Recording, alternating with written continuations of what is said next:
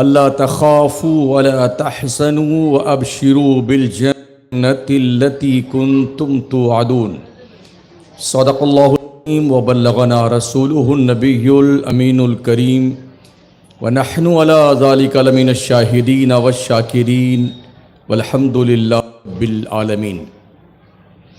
پیارے آقا صلی اللہ تعالی علیہ وسلم کے پیارے دیوانوں، انتہائی خلوص اور محبت کے ساتھ اپنے اور ساری کائنات کے مرکز عقیدت رحمت عالم تاجدار مدینہ جناب محمد الرسول اللہ صلی اللہ تعالی علیہ وسلم کی بارگاہ کرم میں درود پاک کی نظریں پیش کریں۔ اللہم صلی علی سیدنا و مولانا محمد وعلی آلہ و اصحابہ وبارک وسلم صلاۃ و سلام علیک یا رسول اللہ، علیک الصلاۃ والسلام۔ خطبہ مشرفہ کے بعد قرآن پاک کی ایک آیت مبارکہ میں نے تلاوت کی ہے، اور دین اسلام کے حوالے سے نبیوں اور رسولوں کی ذمہ داریاں کیا رہی ہیں۔ تبلیغ دین کی راہ میں انبیاء مرسلین نے، اولیاء نے، بزرگان دین نے، صحابہ کرام نے کن کن مشقتوں کو جھیلتے ہوئے اپنی زندگی کو پائے تکمیل تک پہنچایا ہے، اس تناظر میں ہم اپنی کیا خدمت دین کے لیے دے رہے ہیں، یہ تھوڑا غور کرنے کی بات ہے، اور اس سلسلے میں آج کی گفتگو کا تمام تر جو ہے شوشہ گوشہ اسی حوالے سے ہوگا۔ آپ سبھی جانتے ہیں کہ اللہ تبارک و تعالیٰ نے کم و بیش 1,24,000 نبیوں اور رسولوں کو دنیائے انسانیت کی الجھی ہوئی زلفوں کو سنوارنے کے لیے مبعوث فرمایا۔ اس سلسلے کی سب سے پہلی کڑی حضرت آدم علی نبینا علیہ الصلاۃ والتسلیم رہے ہیں۔ ان سب کا ایک ہی مقصد تھا، اللہ کے نام کا پرچار پرسار کرنا، اللہ کے کلمے کو بلند کرنا، توحید کا پرچم اٹھانا اور دنیا کو خدا کی دہلیز کرم پہ لا کر کے لگا دینا۔ یہ کام تھا سارے نبیوں اور رسولوں کا۔ حالانکہ اللہ اس بات پہ قادر ہے، اگر وہ چاہتا تو ہر بندہ رات میں سوتا اور سویرے جب اٹھتا تو اس کے سرہانے قرآن شریف کا، توریت کا، زبور کا، انجیل کا، صحف آسمانی کا ایک ایک ورق، دو دو ورق اس کے سرہانے رکھا ہوتا، وہ جاگتا اور وہ ورق اٹھاتا اور اللہ کا حکم پڑھ لیتا۔ مگر ایسا اللہ نے نہیں کیا ہے۔ خدا نے کتاب بھی دی، اور کتاب کے ساتھ اللہ کریم نے کتاب بتانے، پڑھانے، سمجھانے، بجھانے والا پیغمبر بھی عطا فرمایا۔ اس لیے کہ کتابوں میں علم تو ضرور ہوتا ہے، اسٹال پہ کتابیں ملتی ہیں، کتابوں کی دکانوں پہ کتابیں ملتی ہیں، اس میں علم ہوتا ہے، مگر کوئی بچہ صرف کتاب خرید کر لا کے گھر میں پڑھ کر کے بن سکتا ہے، نہ ڈاکٹر بن سکتا ہے، نہ انجینئر بن سکتا ہے، نہ مولانا بن سکتا ہے، نہ حافظ بن سکتا ہے، نہ قاری بن سکتا ہے۔ اللہ کی معرفت حاصل نہیں کر سکتے، یہ ہو ہی نہیں سکتا، امپاسبل ہے۔ اگر کوئی دہلیز مصطفیٰ چھوڑ کر کے اللہ کو پانا چاہتا ہے، وہ بے راہ تو ہو سکتا ہے، گمراہ تو ہو سکتا ہے، بے دین تو ہو سکتا ہے، مسلمان نہیں ہو سکتا ہے۔ اس لیے کہ خدا تک جانے کا جو بھی راستہ ہے وہ مدینہ ہو کے جاتا ہے۔ خدا تک جانے کا جو بھی راستہ ہے وہ دہلیز مصطفیٰ سے جاتا ہے، مدینے کی گلیوں سے جاتا ہے۔ تو ہم خدا کو اس وقت تک نہیں جان سکتے، نہیں پہچان سکتے جب تک حضور کا وسیلہ اور ان کی برکتیں ہمیں نہ مل جائیں۔ اس تناظر میں نبیوں نے جو قربانیاں دی ہیں دین کے حوالے سے، ہمارے نبی علیہ السلام کے زمانے ظاہری میں کچھ ایک صحابہ نے عرض کیا تھا، یا رسول اللہ بہت زیادہ ہم اسلام کی راہ میں ستائے جا رہے ہیں، پریشان रहे हैं, हाथ पैर भी तोड़ दिए गए लोगों के, घर छीन लिए गए, बीवी बच्चे छीन लिए गए, या रसूलल्लाह इतनी तकलीफ। हुजूर ने फरमाया मेरे सहाबा, पहले लोगों के जिस्म पे आरे चलाए गए हैं दीन के लिए, आरे, और आरे के जरिए से लोगों के जिस्म को चीर दिया गया है, लेकिन लोगों ने उफ तक नहीं किया है दीन के लिए। हजरत जकरिया पैगंबर का नाम आपने सुना है ना? हजरत जकरिया पैगंबर को आरे से जिस्म को चीर करके 2 टुकड़े कर दिया था कौम के लोगों ने। कुछ ऐसी कौमें थी जिन्होंने नबियों को कत्ल भी कर दिया है। दीन की राह में, तबलीग की राह में कुर्बानियां देते हुए खवातीन ने भी अपनी कुर्बानियां दी हैं। हजरत आसिया का नाम सुना होगा आपने, ये फिरौन की बीवी थी, लेकिन हजरत मूसा कलीमुल्लाह अलैहिस्सलात व तस्लीम को जो है उनके ही इशारे और कहने की बुनियाद पर फिरौन ने दरिया से निकलवा करके अपने घर में परवरिश करनी शुरू की थी। तो जब तक हजरत मूसा अलैहिस्सलाम बक़ैदे हयात रहे और हजरत आसिया रदी अल्लाह ताला अन्हा बक़ैदे हयात रही, तब तक वो हजरत मूसा ही की हिमायत करती रही। फिरौन ने जब ये देखा कि बीवी तो मेरी है और बात मूसा की करती है, खाती हमारे घर में है, हिमायत मूसा पैगंबर की करती है, सजदा हमें नहीं करती है, पता नहीं किसको करती है, तो उस जालिम इंसान ने जानते हो क्या किया था? हजरत आसिया रज़ी अल्लाह ताला अन्हा को खड़ा करके हथेली में कील ठोंक दी थी। दोनों खून बहता रहा, वो मुस्कुराती रही। दीन की राह इतनी आसान नहीं है जितनी आसान हमने समझा है।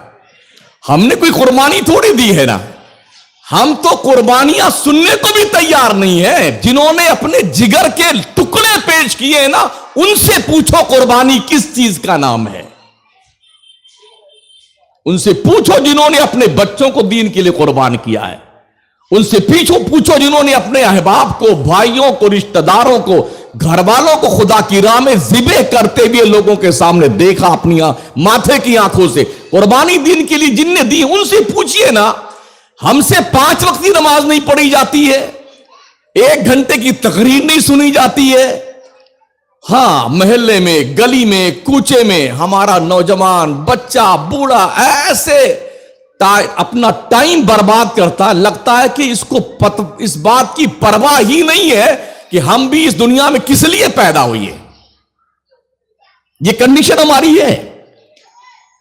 फिरौन ने जब देखा कि आसिया के हाथ में कीलें ठोक दी गई, फिर भी ये मुस्कुराए जा रही, हंसे जा रही, मुस्कुराए जा, उन्होंने कहा पगला गई है ये, इसके दिमाग की चूलें हिल गई हैं।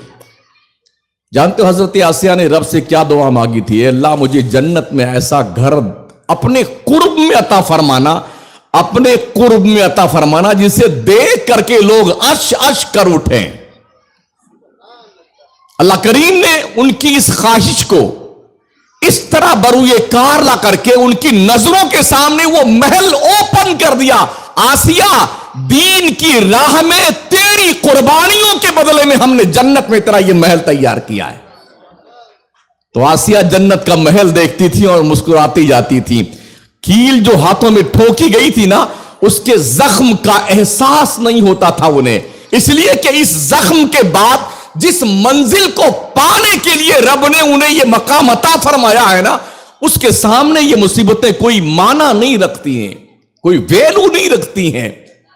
जब आदमी के सामने कोई टारगेट होता है कि हमें यहां पहुंचना, हमारी ये मंजिल है और हमें 100% नंबर मिलने वाले हैं, तो फिर मशक्कतें झेलने से आदमी कतराता नहीं है।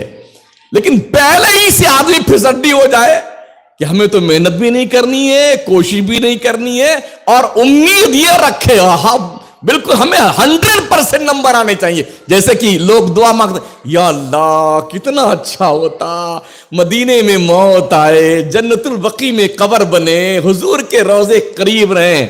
नमाज एक नहीं पढ़ता मर्दूद, नमाज एक नहीं पढ़ता, रोजा एक नहीं रखता है, اچھے کام ایک نہیں کرتا، دعا کتنی امپورٹنٹ مانگ رہا، مدینے میں مرے، حضور کی روضے کے سامنے مرے، جنت البقیع میں دفن کیے جائیں۔ ارے اس پوسٹ کو پانے کے لیے قربانیاں دینی پڑتی، قربانیاں۔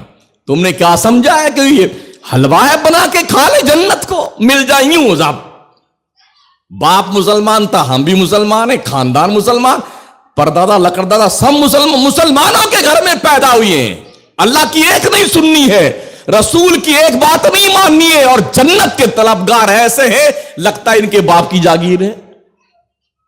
قربانیاں دیکھیے نبیوں کی، آرے سے چیر دیے گئے حضرت زکریا، رب نے کہا پیغمبر اف مت کرنا ورنہ صدیقین کی صف سے تیرا نام خارج کر دیا جائے گا۔ یہ کون لوگ ہیں جو سلیکٹڈ کینڈیڈیٹ ہیں؟ نبی کون ہوتا ہے؟ اللہ کا منتخب نمائندہ ہوتا ہے، اللہ کا پسندیدہ بندہ ہوتا ہے، اسے نبی بنایا جاتا ہے، اسے منصب نبوت تفویض کیا جاتا ہے، جو خدا کا پیارا ہوتا ہے۔ جب ان سے رب فرماتا اف مت کرنا، جسم چیر دیا گیا ہے، اگر تم نے اف کیا نا تو پھر صدیقین کے صفوں سے تمہارا نام خارج کر دیا جائے گا۔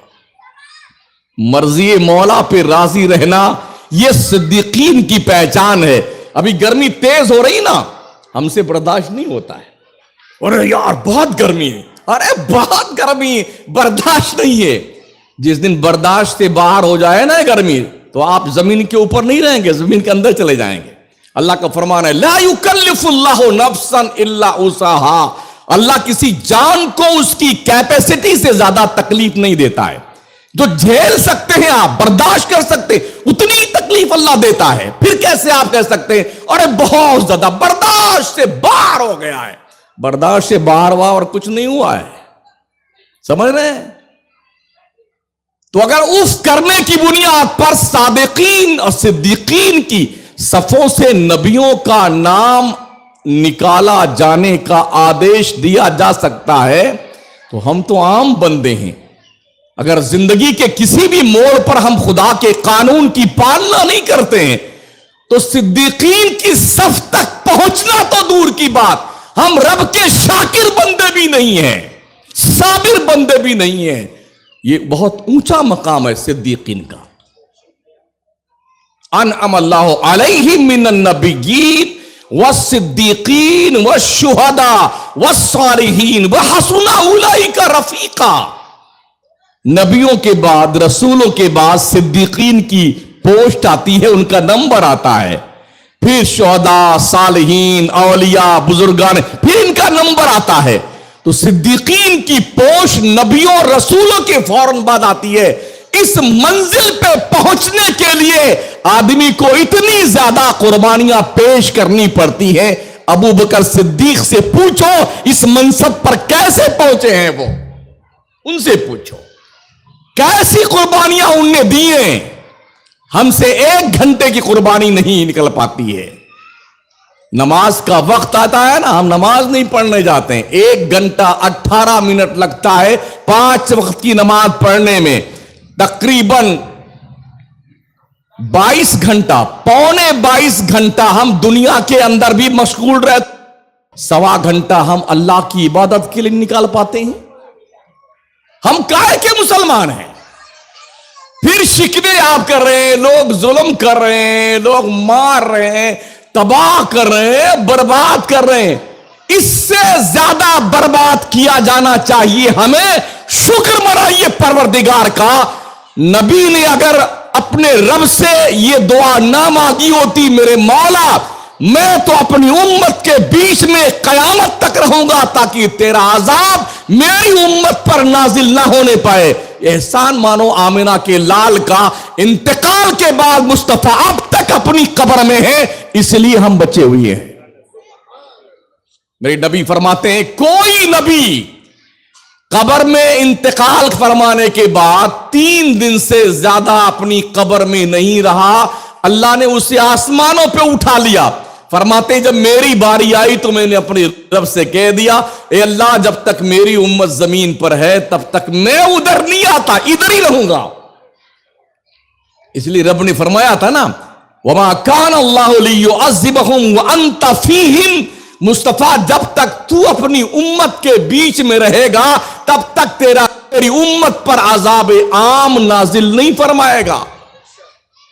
ہمارے کرتوت ایسے ہیں کہ ہمارے اوپر تو پتھر کی بارش ہونی چاہیے، ہمارے اعمال ایسے ہیں ہم پر آگ کی بارش ہونی چاہیے، ہمارے اعمال ایسے ہیں کہ ہم دھسا دیے جانے چاہیے، مگر صدقہ ہے آمینہ کے لال کا، عبداللہ کے در یتیم کا، اللہ کے محبوب حضرت محمد مصطفیٰ صلی اللہ تعالی علیہ وسلم کا، ان نے اپنی قبر میں رہنے کے لیے اللہ سے پرمیشن لے لی، آج قبر میں سویا ہے آمینہ کا لال مدینے میں، اور پوری کائنات کے امت محمدیہ کے تحفظ کی آقا کریم نے گارنٹی عطا فرما دی۔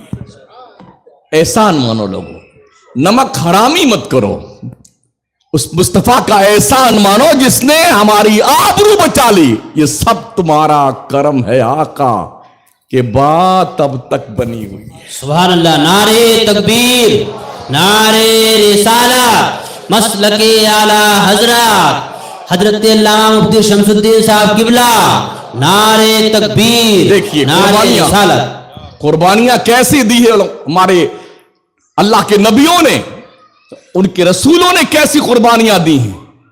ابراہیم پیغمبر کو آپ دیکھیں، دین کا پرچار پرسار کرنے آئے تھے نا، تو ان کو آگ میں جھونک دیا گیا، پتا ہے نا، نمرود نے حضرت ابراہیم کو آگ میں اٹھا کے پھینک دیا۔ ہم اور آپ ہوتے نا تو اپنی جان بچانے کے لیے جو وہ کہتا وہ کر گزرتے، لیکن یہ جو پوسٹ ہے نا نبیوں کی اور رسولوں کی، یہ وہ پوسٹ ہے، جان چلی جائے کوئی پرواہ نہیں ہے، رب کا فرمان نہ جانے پائے۔ یہ نبیوں کا، رسولوں کا، شہداء کا، صالحین کا، صدیقین کا، اولیاء کا، بزرگان دین کا یہ وتیرہ رہا ہے، وہ جان تو قربان کر دیتے ہیں، اولاد قربان کر دیتے ہیں، اللہ کا فرمان نہیں جانے دیتے، ڈال دیا آگ میں۔ آئے جبریل کا اگر آپ بولے تو میں کچھ آپ کی مدد کروں، کہا چلے جاؤ جہاں سے آئے تھے، مجھے کوئی مدد تمہاری نہیں چاہیے، کہا پھر کچھ کہہ دیجیے اللہ تک پیغام پہنچا دوں، کہا جس نے ہم کو ڈلوایا وہ خود ہی دیکھ رہا کہ میں کہاں جا رہا ہوں۔ سنا نا علماء سے، اللہ نے کیا کہا، قلنا یا نار کونی بردا وسلاما علی ابراہیم، اے ابراہیم پر جلنے والی آگ ایسی ٹھنڈی ہو جا، سلامتی والی آگ بن جا، سلامتی والی آگ جل رہی تھی، شعلے آسمان سے باتیں کر رہے تھے، لوگوں نے سمجھا کہ ابراہیم جھلس کر راکھ بن گئے ہوں گے، لیکن دیکھنے والوں نے جب دیکھا کہ ابراہیم آگ میں اندر گئے ہیں، ایسا لگتا ہے گلاب کے پھولوں کی سیج پر بیٹھے ہوئے ہیں۔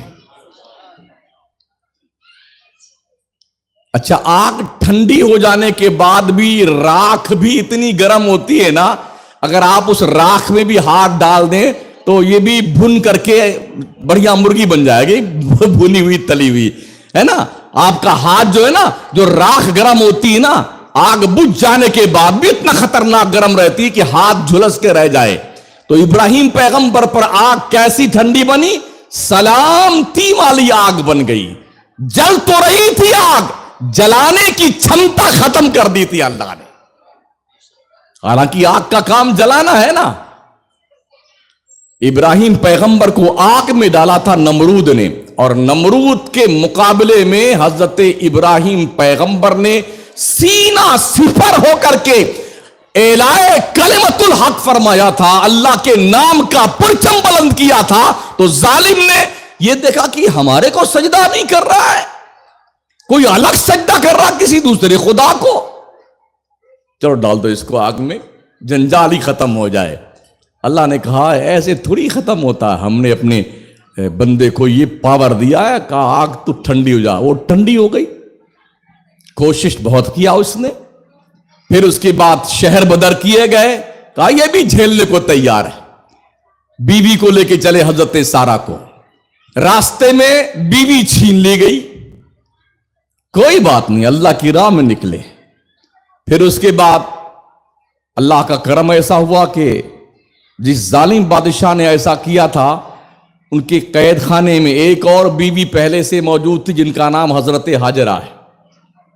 ان کے ساتھ بھی دست درازی کرنا چاہا تھا تو فالج کا اس پر اٹیک ہو گیا تھا، تو ان کو بھی جیل میں رکھا ہوا تھا، ہاتھ نہیں لگایا تھا۔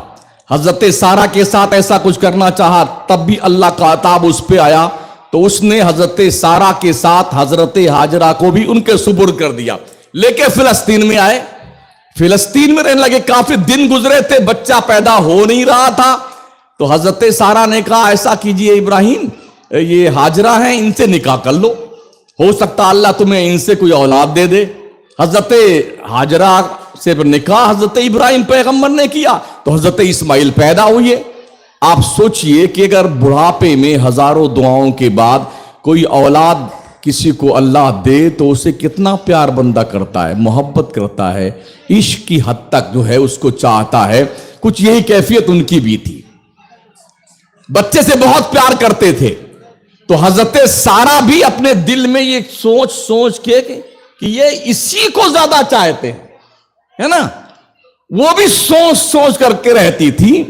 اور فرشتوں نے بھی کہا اللہ سے، اے رب تو نے تو یہ فرمایا نا وَاتَّخَذَ اللَّهُ إِبْرَاهِيمَ خَلِيلًا، اللہ نے ابراہیم کو دوست بنایا ہے۔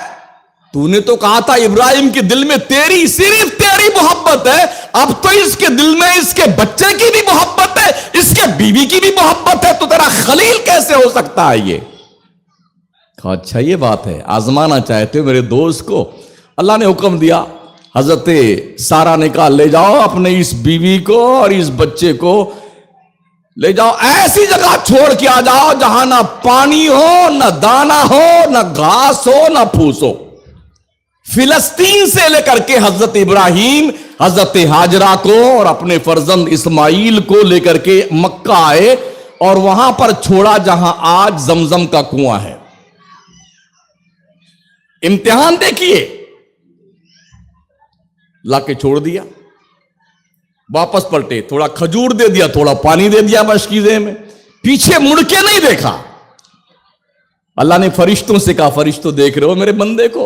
تم نے آبجیکشن کیا تھا نا کہ اس کے دل میں رب کی محبت کم ہو گئی ہے، بیٹے کی محبت زیادہ ہے، بیوی کی محبت زیادہ۔ دیکھو نا میرا بندہ کس طرح سے ایثار کی منزل میں قدم رکھ کر کے اپنے بیٹے کو بھی اور اپنی بیوی کو بھی ایسی جگہ چھوڑ کے جا رہا جہاں کوئی اس کا یار و مددگار نہیں، مرر کے نہیں دیکھا انہوں نے، چلے جا رہے ہیں۔ حضرت ہاجرہ لپک کے آگے گئی، ابراہیم کیا بات ہے، کیوں ہم کو یہاں جنگل میں چھوڑ کے جا رہے ہو؟ وجہ کیا ہے؟ آخر کیوں ایسا کر رہے ہو؟ یہاں کوئی آدمی نہیں ہے، آدم زاد نہیں ہے، کوئی سبزہ نہیں اگتا ہے، دور دور تک پانی کا پتہ نہیں، کیوں؟ کوئی جواب نہیں دیا۔ پھر آگے بڑھی، پھر آگے بڑھے وہ اور آگے گئے تو حضرت ہاجرہ نے پوچھا کیا تیرے رب نے یہی تجھے حکم دیا ہے؟ ابراہیم نے چلتے چلتے کہا ہاں میرے رب نے حکم دیا ہے۔ اب اس خاتون کا ذرا کانفیڈنس دیکھیں اپنے رب کی ذات پر، کہتے ہیں ابراہیم اگر تیرے رب کے حکم کی بنیاد پر تو ہمیں یہاں چھوڑ کے جا رہا ہے تو ہمیں کوئی ضائع نہیں کر سکتا ہے، ہمارا کوئی بال بیکھا نہیں کر سکتا ہے۔ چلے گئے ابراہیم پیغمبر، اور پھر اس کے بعد 2 بار آئے تھے ملنے کے لیے، فلسطین سے مکہ آئے تھے، لیکن حضرت سارہ نے کیا کہا تھا، جا تو رہے ہو ملنے کے لیے مگر سواری سے اترنا مت، یوں گئے اور یوں آئے۔ مکہ سے فلسطین کا فاصلہ 1000 کلومیٹر کے اوپر ہے، سمجھ رہے ہیں، لیکن حضرت ابراہیم آئے اور اپنے سواری سے نیچے نہیں اترے، ملاقات بھی نہیں ہوئی، حضرت اسماعیل سے چلے گئے۔ 2 بار آئے اور 2 بار بھی ایسا ہی ہوا، ملاقات نہیں ہوئی۔ ایک باپ سے پوچھیں اپنی اولاد کو، اپنی بیوی کو خدا کی راہ میں اس طرح پیش کر دینا، کیا ہم میں سے کسی سے ایسا ہو سکتا ہے؟ قربانیاں دینی پڑتی ہیں دین کے لیے، ہم نے قربانیاں تو دی نہیں ہے نا، ہم نے صرف دیگیں کھائی ہیں، دیگیں، مرغا، biryani, korma, chicken chilli, chicken برا، مٹن برا، پلاؤ، زردے ٹھوس ٹھوس کے کھائے ہیں قورمے، قربانیاں ہم نے نہیں دی ہیں۔ پھر وہ بھی دن آیا جب پانی ختم ہوا، توشہ دان کی کھجوریں ختم ہوئیں، پستان کا دودھ بھی سوکھ گیا، تو پھر حضرت حاجرہ نے دوڑ لگائی تھی صفا سے مروا، مروا سے صفا، اور پھر زمزم کا کنواں نکلا تھا۔ پھر ایک دن وہ بھی آیا تھا کہ اللہ نے کہا ابراہیم اپنے بیٹے کو میری راہ میں ذبح کر کے لے لٹا دے، اپنے ہاتھ سے ذبح کر دے اپنے بیٹے کو۔ سوچو سوچو، اپنے دل پہ ہاتھ رکھ کے سوچو، خدا کی محبت کیسا کیسا امتحان لیتی ہے۔ ہم سے تو کچھ امتحان ہی نہیں لیا، موت سے گھر میں سوتے ہیں صبح 10 بجے تک ہیں۔ بمبئی ہی نہیں پورے ملک کا مسلمان، میں نے جو سروے کیا ہے 70% مسلم آبادی صبح 10 بجے تک سوتی ہے۔ غلط کہہ رہا ہوں؟ اور خاص کر بمبئی والوں کی صبح ہی 10 بجے ہوتی ہے، پھر بیدار ہوں گے، آنکھیں شرفیاب ہوں گی زیارت سے، پھر چائے ناشتہ پکوڑا وکوڑا چلے گا، پھر دوپہر کا کھانا کھائیں گے 4 بجے اور رات کا کھانا کھائیں گے 11 بجے، اس کے بعد پھر سوئیں گے تو فجر کس کی ہے؟ غلط کہہ رہا ہوں؟ پھر کہتے ہو ہمارے رزق میں اللہ برکتیں نہیں دیتا ہے، ہر گھر پریشان ہے، یہ پلیتا بناؤ بابا، وہ پلیتا بناؤ، تعویذ دے دو، دھندے میں قسم خدا کی 1 پیسے کی برکت کسی تعویذ سے نہیں ہونے والی۔ سن لو، کوئی بابا کوئی پیر تمہارے دھندے میں برکت نہیں دے سکتا ہے، برکت دینے والی ذات میرے رب کی ذات ہے۔ صبح اٹھ، خدا کو منا، عبادت کے لیے سجدے میں سر رکھ، اللہ سے طلب کر۔ رب کا محبوب فرماتا فرشتے فجر میں روزی لے کے آتے ہیں اور تو سویا رہتا ہے، پھر اللہ سے تو روزی طلب کرتا ہے۔ حضرت حاجرہ نے دیکھ پانی کا اہتمام، دیکھیے رب نے زمزم کا کیسا انتظام کیا، پھر لٹایا انہوں نے اپنے بچے کو ذبح کرنے کے لیے۔ فرشتوں دیکھو امتحان، اللہ کیا فرماتا، وَإِذِ ابْتَلَىٰ إِبْرَاهِيمَ رَبُّهُ بِكَلِمَاتٍ فَأَتَمَّهُنَّ قَالَ إِنِّي جَاعِلُكَ لِلنَّاسِ إِمَامًا قَالَ وَمِن ذُرِّيَّتِي قَالَ لَا يَنَالُ عَهْدِ الظَّالِمِينَ۔ اللہ نے اپنے بندے ابراہیم کو چند چیزوں میں آزمایا۔ ابراہیم کیسا بندہ ہے کہ ہر امتحان میں پورا اترا، ہر امتحان میں پورا اترا۔ اور جب ابراہیم پیغمبر امتحان میں پورے اترے تو اللہ نے کیا کہا، قال انی جاعلک للناس اماما، ابراہیم ہم تجھے پوری انسانیت کا امام بناتے ہیں۔ سبحان اللہ۔ کسی چھوٹی مسجد کا نہیں، کسی عیدگاہ کا نہیں، کسی کارخانے میں پڑھی جانے والی نماز کا امام نہیں، پوری انسانیت کا امام۔ انی جاعلک للناس اماما، جب امتحان پہ بندہ پورا اترا تو پوری کائنات انسانیت کا امام بنا دیا گیا۔ ابراہیم پیغمبر نے دیکھا اللہ کا دریائے کرم جوش پہ ہے، رب کی بارگاہ میں ریکویسٹ کی، قال ومن ذریتی، اے اللہ میری اولاد کو بھی یہ تحفہ ملنا چاہیے۔ رب نے کہا ہاں ہاں سن میرے پیغمبر، قال لا ینال عہد الظالمین، اولاد تیری فرما بردار اگر ہوئی تب تو میرا وعدہ ان تک پہنچے گا، اگر ظالم بن گئی تیری اولاد تو یہ رتبہ انہیں کبھی نہیں ملنے والا ہے۔ یہ آزمائش۔ اب آئیے اپنی نبی کی بارگاہ میں حاضری دیتے ہیں، کیسی آزمائش نبی کی لی گئی ہے۔ ایسے محبوب نہیں بنتے ہیں، پرکھا جاتا ہے، جانچا جاتا ہے، امتحان لیا جاتا، آزمائش میں مبتلا کیا جاتا ہے۔ اما عائشہ صدیقہ رضی اللہ تعالیٰ عنہا نے پوچھا تھا، یا رسول اللہ آپ کی زندگی کا سب سے کٹھن دن کون سا تھا؟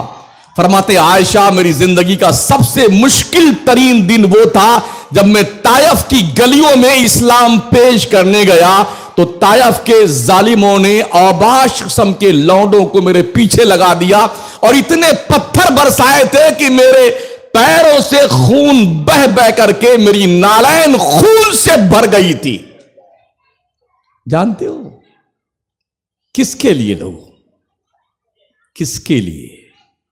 ہمارے اور آپ کے لیے۔ ہم اور آپ ہیں کہ اسلام کی قدر و منزل سمجھنے کو تیار نہیں۔ فرماتے عائشہ اس دن سے سخت دن ہماری زندگی میں کبھی نہیں آیا کہ میں چلنے سے پھرنے سے معذور ہونے کی کنڈیشن میں آ گیا، میں پیر نہیں اٹھا پاتا تھا، جب زخموں سے چور ہو کے بیٹھ جاتا میں تو وہ اوباش قسم کے لڑکے مجھے کندھے سے پکڑ کے اوپر اٹھاتے اور پھر چلنے کو کہتے اور پھر میرے پتھر مارتے پیروں پہ. پتا ہے آپ کو ایسی کنڈیشن میں پہاڑوں کا فرشتہ ہے، کہا یا رسول اللہ آپ کی قوم نے جو آپ کے ساتھ کیا ہے اللہ دیکھ رہا ہے، رب نے مجھے حکم دیا ہے جا کے میرے محبوب سے پوچھ لو کہ کیا آدیش آپ کا ہے، اگر حکم فرمائے تو پہاڑ کو ایسے آپس میں چپکا دوں تاکہ یہ پوری نسل تباہ ہو جائے. میرے مصطفیٰ نے جانتے ہو کیا جواب دیا تھا؟ اللہم اہد قومی فإنہم لا یعلمون. اے فرشتہ جبال جا جا واپس چلا جا، میرے رب سے میرا ایک ہی کہنا ہے، اے اللہ یا تو انہیں ایمان دے دے، اگر ان کی قسمت میں ایمان نہیں تو نسلیں ان کی ایمان والی بن جائیں. یہ شان تھی میرے مصطفیٰ کی. قربانیاں کس کے لیے دے رہے ہیں؟ جنت کا مالک پیغمبر ہے، خدا کی خدائی کا مالک پیغمبر ہے، مگر زخموں کو جھیل رہا ہے، پریشانیاں اٹھا رہا ہے. مکے کی گلیوں میں کتنا ستایا گیا میرے حضور کو. صدیق اکبر حضرت رسول گرامی وقار حرم کعبہ میں عبادت کرنے گئے تھے، ظالموں نے اتنا مارا تھا کہ حضور بھی بے ہوش ہو گئے، حضرت ابو بکر بھی بے ہوش ہو گئے، اور حضرت صدیق اکبر کے پیٹ پر اتبا چڑھ کر کے کودتا رہا، اور اتنا زیادہ اس بدتمیز نے بدتمیزی کری کہ کافی جوتے سے ان کے چہروں پر لہو لہان کر دیا. اتنا مارا تھا ظالم نے، جوتا پہنے ہوئے تھا، بے ہوش پڑے ہوئے تھے. حضور کو بھی لوگ لے کے گئے دار ارقم میں. حضرت صدیق اکبر بھی جب ہوش میں آئے تو گھر پہ اٹھا کے لائے گئے. پھر گھر سے ماں نے کہا کہ بیٹے کچھ کھا پی لے. کہا نہیں کچھ نہیں کھائیں بھی، جب تک میں حضور سے مل نہیں لوں گا تب تک کھا نہیں سکتا. زخموں سے چور ہیں. اماں عائشہ فرماتی ہیں کہ ابا حضور کو اتنا زیادہ چوٹیں آئی تھی کہ بال شریف کو جہاں سے پکڑتے تھے نا تو بال جڑ سے اکھڑ جاتا تھا. یہ قربانیاں اسلام کے لیے دی گئی ہیں یار. رات ہوئی جب حضور سے ملنے گئے دار ارقم میں تو اتنی دیر تک حضور کے ساتھ گلے مل کر روتے رہے صدیق اکبر اور ہمارے آقا علیہ السلام. اتنی دیر تک گلے مل کر روتے رہے. آقا نے پوچھا ابو کا کیسے ہو، خیریت تو ہے؟ کہا حضور پیٹ پر چڑھ کر کے ظالم نے جدا تکلیف دی تھی، اور جو جوتوں سے مجھے اپنے پیر سے مارا تھا اس کی بدبو اب تک دماغ میں محسوس ہوتی ہے، اور زخم سے جسم کرا رہا ہے. یہ کیفیت تھی. اسلام کے لیے قربانیاں دی ہیں لوگوں نے یار. آپ بیٹھ کر کے کرسیوں پہ نماز پڑھ رہے ہیں، اے سی مسجد میں لگی ہوئی ہے، کولر لگا ہوا ہے، دریاں بچھی ہوئی ہیں، ٹھنڈے پانی کی مشین ہے اور نارمل پانی کی مشین ہے، ایکوا گارڈ لگا ہوا ہے، بیٹے پھر بھی نماز نہیں پڑھنے جاتے ہو. روزی خدا کی 3 بار ٹھونس کے کھانے والوں، یاد رکھنا جب تم کہیں ایسا نہ ہو نماز پڑھنے کا شوق جب تمہیں چر رہا ہے، کہیں ایسا نہ ہو کہ اس وقت تم نماز پڑھنے سے روک دیے جاؤ. دیکھ لو مسجدوں میں کتنے لوگ بیٹھ کے کرسی پہ بیٹھ کے نماز پڑھتے ہیں. ان کا دل کتنا چاہتا ہوگا کاش اللہ مجھے طاقت دے دے میں اپنے حساب سے اللہ کو سجدہ کر لوں، مگر نہیں. ایسے بیٹھے ہیں پورے مقتدی انہیں دیکھ کے رحم کی نظروں سے دیکھتے ہیں. اللہ مجھے بچانا، اللہ اس طرح مجھے نہ ہونے دینا. کہیں ایسا نہ ہو جوانوں تم جس جوانی کے نشے میں چور ہو کر کے اب تک اپنی غنڈہ گردی کا اظہار کرتے ہو، خدا کی دہلیز کرم پہ سجدہ نیاز پیش نہیں کرنے آتے ہو. جب تمہارا ضمیر تمہیں جگائے کہ اب نماز پڑھنے چلو تو تمہاری کمر کی ایک نس تھوڑی آڑی تیڑی کر دی جائے نا، زندگی بھر تمہاری کمر نہیں جھک سکتی ہے. ہم نے بڑے بڑے پہلوانوں کو ایسے اپاہج بنتے ہوئے نماز پڑھتے دیکھا ہے. اس وقت جس بھی مسجد میں آپ قدم رکھیں گے 50 کرسیاں آپ کو مل جائیں گی. غلط کہہ رہا ہوں؟ غلط میں مشاہدہ پیش کرتا ہوں. 50 کرسیاں ہر مہینے طیبین میں جائیے تو ہزاروں کرسیاں مل جائیں گی. لوگ اپنی کرسی لٹکا کے لے کے چلتے ہیں ساتھ میں, اور جہاں موقع ملتا وہیں بیٹھ کے, یعنی بڑا اسہج محسوس کرتا آدمی, یار مجھے کیا ہو گیا. ارے جب تک کچھ نہیں ہوا تھا تب تجھے کیا ہوا تھا پگلے؟ کیوں نماز تھا, اللہ کی بندگی کیوں نہیں کرتا تھا؟ جب تجھے کچھ نہیں ہوا تھا تب تجھے کیا ہو گیا تھا؟ جب تو شان سے گھومتا تھا گلیوں میں سینہ تان کر کے اور گلا پھلا کر کے, تب تجھے کیا ہوا تھا اللہ کی بندگی نہیں کرتا تھا؟ اب تجھے احساس ہوا ہے؟ ہاسپٹل جا کے دیکھو کتنے لوگ بیڈ پہ پڑے ایڑیاں رگڑ رہے ہیں, موت مانگتے ہیں مگر موت نہیں آتی ہے. اب تک اللہ نے صحت مند رکھا ہے. جوانوں, بوڑھوں, بچوں, ماؤں, بہنوں, اپنے رب کا شکر ادا کرو کہ اب تک تم خیریت سے ہو. اللہ تمہیں 3 وقت کی روزی کھلا رہا ہے, ٹھونس ٹھونس کے حلق شریف کے اوپر تک کھاتے ہو نا, اللہ کا شکر مناؤ. کتنے ایسے بندے ہیں جنہیں 1 وقت کی روٹی میسر نہیں ہے. کوئی منگتا آپ کی دہلیز کرم پہ آئے مانگنے کے لیے, ہاتھ بڑھائے تو اسے حقارت سے مت دیکھو. اپنے آپ پر اپنے رب کا شکریہ ادا کرتے ہوئے احساس کرو کہ اللہ نے تمہیں ہاتھ اوپر والا دیا ہے. اگر یہ نیچے والا ہاتھ تمہارا ہوتا تب تم کیا کرتے؟ آقا فرماتے اوپر والا ہاتھ نیچے والے ہاتھ سے اچھا ہے. خبردار, کبھی بھی کسی بھی آدمی کے سامنے جب تک بس چلے ہاتھ مت پھیلانا. موت کو گلے لگانا ٹھیک ہے مگر اپنی عزت نفس کا سودا مت کرنا. مانگنا ہے نا اس رب سے مانگو جو دیتا بہت خوشی سے ہے, کہتا کسی سے نہیں. دنیا میں کسی سے بھی آپ مانگیں گے نا, وقت پڑے گا تو ایسا تانا دے گا کہ آپ جہاں کھڑے ہوں گے آپ کا جی چاہے گا کاش یہ زمین پھٹ جاتی, میں اسی میں دھس جاتا تو اچھا ہوتا. یہ دنیا کے انسان کا مزاج ہے. اس رب سے مانگو. جب بندہ اپنے رب سے مانگتا نہیں ہے تو اللہ ناراض ہوتا ہے. اس نے خود اعلان فرمایا, ادعونی استجب لکم, میرے بندو تم مجھ سے دعائیں مانگو میں تمہاری دعائیں قبول کرتا ہوں. کب مانگو گے دعا؟ مانگو دعا اپنے رب سے. بہت قریب تمہارا رب تمہارے سے. وَإِذَا سَأَلَكَ عِبَادِي عَنِّي فَإِنِّي قَرِيبٌ أُجِيبُ دَعْوَةَ الدَّاعِ إِذَا دَعَانِ. اللہ فرماتا ہے کہ جب بندے میرے محبوب تجھ سے پوچھنے آئے نا کہ اللہ کہاں ہے, تو ان سے کہہ دینا میں بہت قریب ہوں اپنے بندوں سے, بہت قریب. انی فإنی قریب اجیب دعوت الداعی اذا دعان. جب بندہ مجھ سے دعا کرتا میں اپنے بندے کی دعا قبول کرتا ہوں. کتنا قریب ہمارا رب ہم سے ہے. اللہ فرماتا نحن اقرب الیہ من حبل الورید, میں اپنے بندے کی شہ رگ سے زیادہ قریب ہوں. اس رب سے کیوں نہیں مانگتے ہو جس کے خزانے قدرت میں پوری کائنات ارضی و سماوی ہے؟ کیوں نہیں مانگتے ہو اس سے کیوں طلب نہیں کرتے ہو؟ عزتیں وہ دیتا ہے, ذلتیں بھی وہی دیتا ہے. پڑھانا آیت کریمہ, وہ تو عز من تشاء وہ تو ذل من تشاء. عزت بھی رب کے ہاتھ میں ہے, ذلت بھی رب کے ہاتھ میں ہے. اللہ جسے ذلیل کر دیتا ہے پوری دنیا مل کے اسے عزت نہیں دے سکتی ہے, اور اللہ جسے عزت دیتا ہے پوری دنیا مل کے اسے ذلیل نہیں کر سکتی ہے.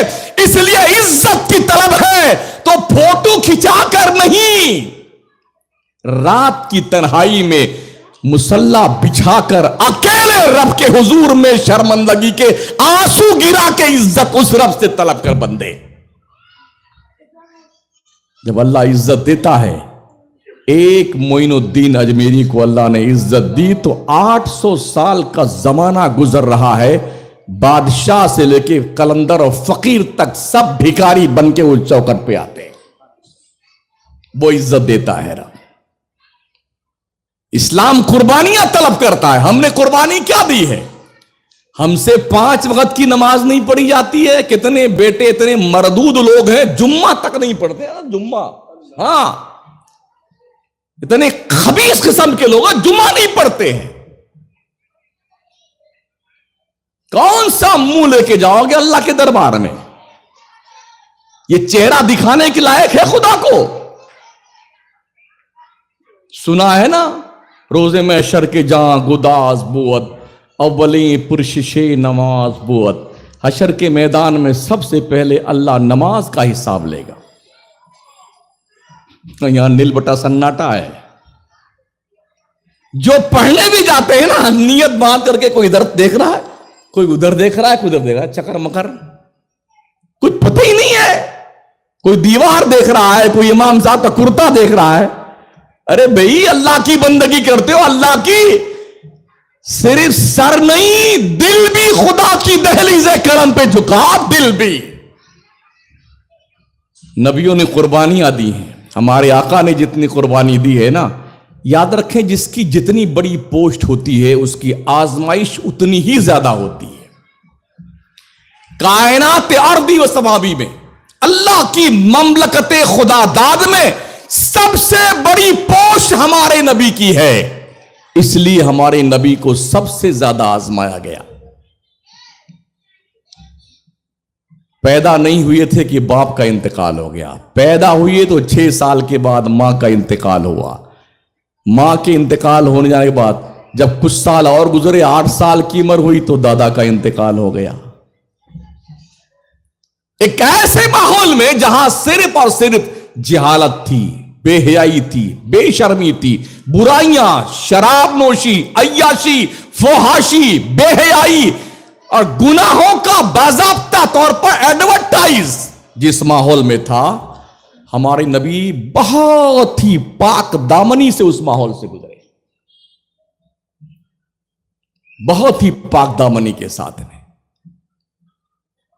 ہوا تک نہیں لگی گناہوں کی. جب دیکھا کہ غربت کا عالم ہے تو نبی اس زمانے سے ہی جو ہے کمی بکریاں چرانے جاتے, جو پیسہ ملتا اس وقت وہ لا کے ابو طالب کو دیتے تھے, تاکہ ابو طالب کے بچے زیادہ تھے, ان کا بھی خرچہ چل جائے اور ہمارا بھی خرچہ چل جائے. نبی نے بچپن سے محنت کری. اور کتنے ہاڑ حرام لوگ ہیں بیٹھے ہوئے, لوگ ہوتے نا موت سے سوتے ہیں, ابا کما رہے ہیں اب ہم کھائیں گے صاحب, اور کیا ہے, بڑا بھائی کما رہا ہے تو ہم کو سونا اور کھانا, چپ چاپ آرام کرنا ہے. ارے کیوں کسی پہ بوجھ بنتے ہو, کیوں بوجھ بنتے ہو لوگوں؟ خدا کے لیے کسی پر بوجھ مت بنو. ہمارے نبی نے قربانیاں دی ہیں اسلام کے لیے, حالانکہ انہیں کیا ضرورت تھی یار, وہ جنت کے مالک تھے. کیوں 2 مہینے بھوکے رہتے تھے؟ اما عائشہ صدیقہ رضی اللہ تعالیٰ فرماتی ہیں 2 مہینہ ہمارے گھر میں چولہا نہیں جلتا تھا. حضرت انس نے پوچھا ماں کھاتے تھے 2 مہینہ؟ تو فرماتی ہیں کہ کھجور کی گٹھلی چوس کر کے ہم زندگی گزارتے تھے, چوس لیتے تھے, پانی پی لیتے تھے. اس طرح ہم نے 2 مہینے گزارے, 2 مہینے. آج کی کوئی عورت, کوئی خاتون, کوئی دلہن اپنے سسرال میں اگر ایک وقت کھانا نہ پائے تو وہ خود ہی طلاق دے کے شوہر کو چلی جائے گی. غلط کہتا ہوں؟ ایک دن کھانا نہ پائے تو. اور نبی کی 9 بیویاں بیک وقت رہی ہیں اور سب کے گھر میں 2 مہینے چولہے نہیں جلتے تھے. مگر حضور جب گھر میں داخل ہوتے تو اما عائشہ فرماتی ہیں میرا نبی گھر میں آتا تھا تو مسکراتا ہوا آتا تھا, مسکراتا ہوا آتا تھا. کبھی ہم سوچے کردار مصطفیٰ دیکھے نا. ہماری ماؤں بہنوں کو فرصت نہیں کہ اما عائشہ کی ہسٹری تو پڑھیں, سیدہ خدیجہ کی پاکیزہ زندگی کے راتوں دن تو دیکھیں.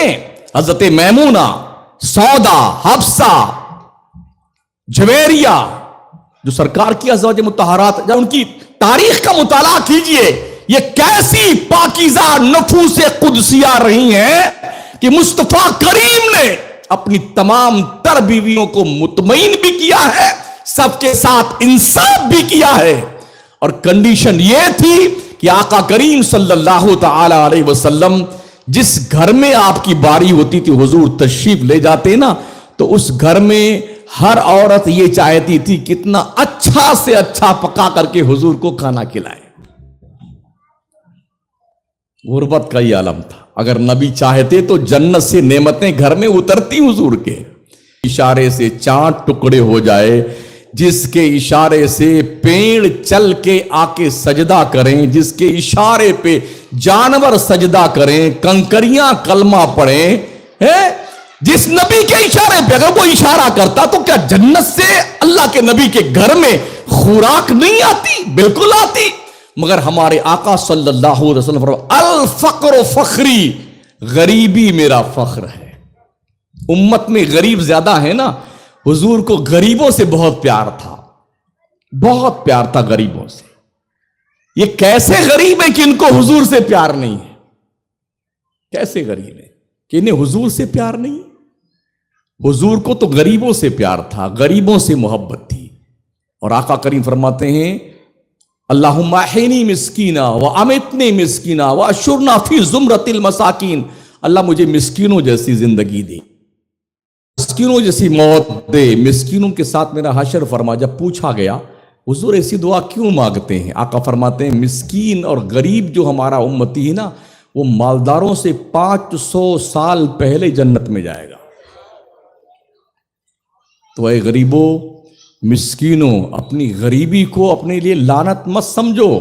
پتہ نہیں اللہ کی کیا مرضی ہے, اس نے آپ کو غریب بنا کر رکھا ہے. آخری بات, پتہ نہیں کیا مرضی ہے کہ غربت میں ہی بھلائی ہماری اور آپ کی ہے. کہیں ایسا نہ ہو کہ اگر مالدار بنا دیے جائیں تو ہم خدا کے قانون کا النگھن کرنے لگ جائیں. تو بھلائی ہماری اس میں ہے, جس حال میں رب نے رکھا ہے اس حال میں اللہ کا شکر ادا کرو. ہماری بھلائی اس میں ہے.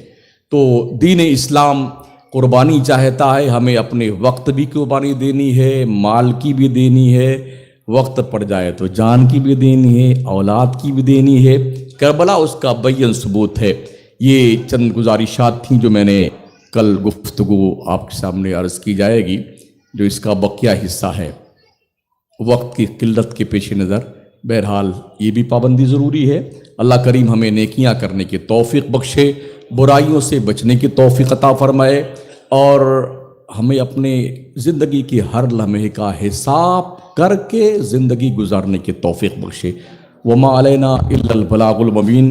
کھڑے ہو جائیں حضور.